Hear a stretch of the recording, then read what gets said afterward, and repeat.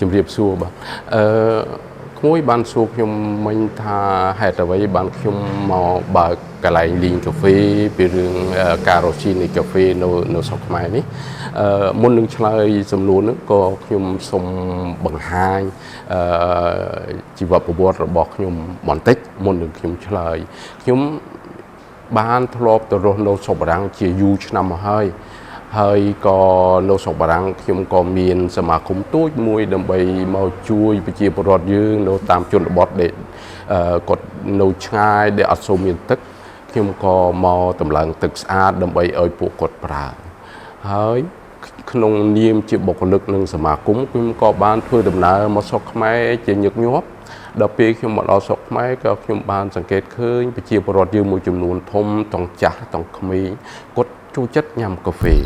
ខ្ញុំក៏សួរអ្នកលក់កាហ្វេឬក្រុមហ៊ុនដែលគាត់ផលិតកាហ្វេហ្នឹងសួរថាកាហ្វេហ្នឹងយកពីណាមកធ្វើនៅក្នុងស្រុកឬក៏យ៉ាងម៉េចគាត់ក៏ឆ្លើយប្រាប់ថាមួយចំនួនធំកាហ្វេហ្នឹងលីងនៅប្រទេសជិតខាងយើងទេព្រោះនៅស្រុកខ្មែរយើងអត់ទាន់មានចំណេះវិជ្ជាខាងលីងកាហ្វេទូលំទូលាយនៅឡើយដល់អញ្ចឹងខ្ញុំក៏នឹកឃើញដោយសារខ្ញុំជាបុគ្គលិកនៃសមាគមផងកំពុងតែរកថវិកាចំណូលដើម្បីជួយជាពលរដ្ឋយើងហើយជាពិសេសក្មេងៗឲ្យគាត់បានរៀនម្ល៉េះហើយខ្ញុំក៏ត្រឡប់ទៅស្រុកបារាំងវិញទៅរៀនយកខាងបច្ចេកទេសខាងលីងកាហ្វេខាងឆុងកាហ្វេ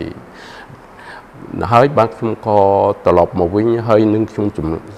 ឆ្លើយសំណួរក្មួយថាហេតុអីបានខ្ញុំធ្វើ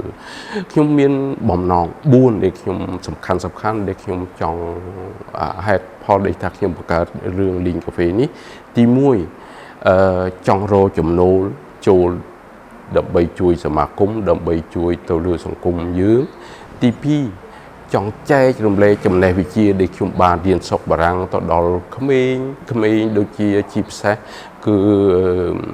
និស្សិតនៅមហាវិទ្យាល័យនៅវិទ្យាល័យឲ្យគាត់បានចេះដឹងពីកាហ្វេទី3ខ្ញុំចង់ support អ្នកដាំកាហ្វេខ្មែរឲ្យគេបានស្គាល់កាហ្វេរបស់ខ្មែរផងទី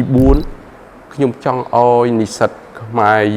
និស្សិតដែលគាត់ដល់គ្រប់អាយុដោយធ្វើការឲ្យគាត់មានកិច្ចការធ្វើបានប្រាក់ខែដើម្បីជួយសម្រួលជីវភាពរៀនសូត្ររបស់គាត់ការរស់នៅរបស់គាត់កុំឲ្យគាត់មានបន្ទុកទៅលើក្រុមគ្រួសាររបស់គាត់ទីនឹងហើយជាពិសេសជាបំណងដូចខ្ញុំត្រូវសំខាន់បំផុតគឺយកចំណេះវិជ្ជានេះឲ្យមកជួយសង្គមយើងឲ្យមានការចេះដឹងទូលំទូលាយពីកាហ្វេហើយជាទីបញ្ចប់នេះខ្ញុំអត់មានស្អីបញ្ជាក់ទៀតទេគ្រាន់តែថាសូមអរគុណទៅដល់អតិថិជនដែលគាត់មកទិញកាហ្វេ